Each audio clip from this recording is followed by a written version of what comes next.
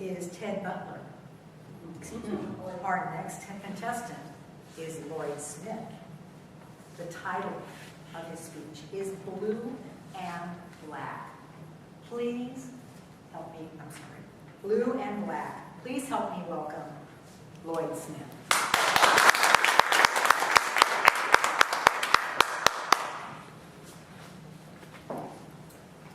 I've been to the place where Jay pulled his car over to the side of the road. There's really nothing to see there except low rolling hills planted with winter wheat and the sky above.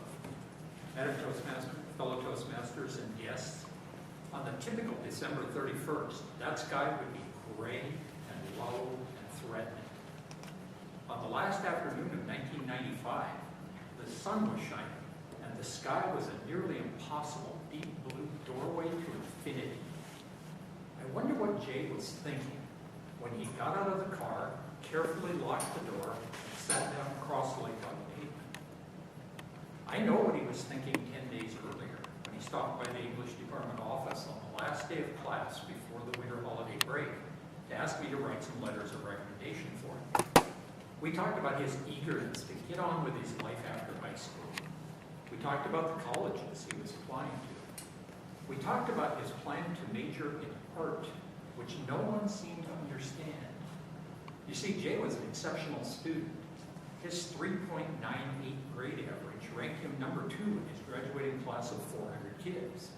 He was an excellent athlete and a fine musician, a multi-talented 18-year-old kid standing on the very edge of infinite possibilities. People asked him, why art when he could do nearly anything? Jay asked me what I thought. I told him I thought he should do what he loved. He'd have plenty of time later on to make new plans if art didn't work out the way he hoped it would. He was happy when he left our office. He said, I'll see you right after the break. He said, have a great holiday. He said, Merry Christmas, and handed me a little bundle wrapped in newsprint. It was a terracotta bust that he had made in an art class, a caricature of me.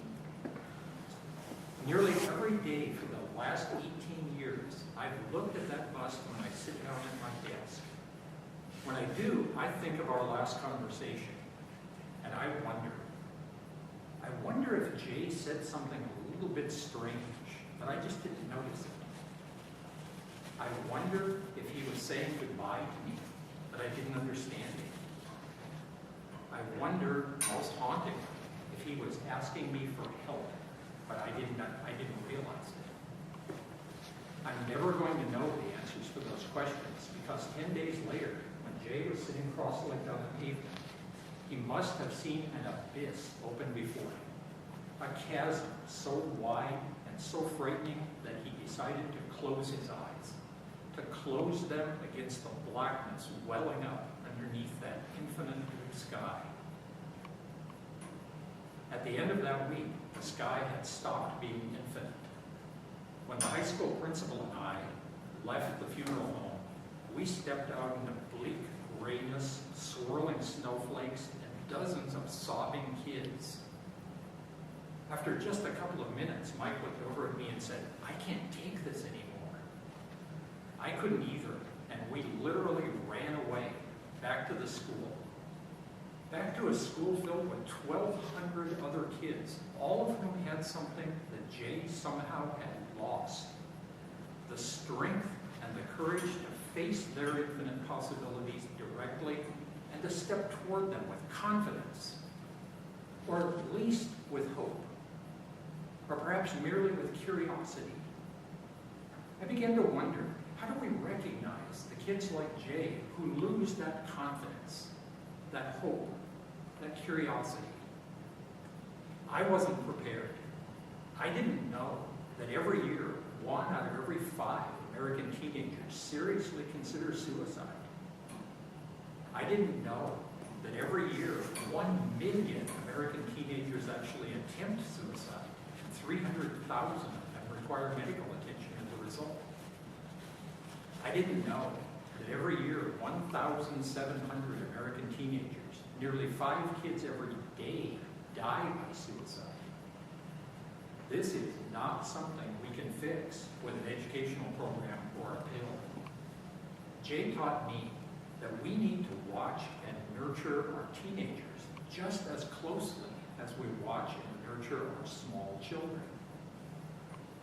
Teenagers like to pretend that they don't want or need our attention or our assistance as they make their way through those often difficult and sometimes dark years. And we like to pretend that they are right about that. It is so easy to look at a surly teenage boy and say, he's just going through a phase. It's so easy to look at a weeping teenage girl and say, she's just being dramatic. And it's so easy to look at a kid like Jay and say, that kid is a star and he's got life figured out. But what if we're wrong about one of those kids? What then? What if that kid drives to the lonely wheat fields along a country road?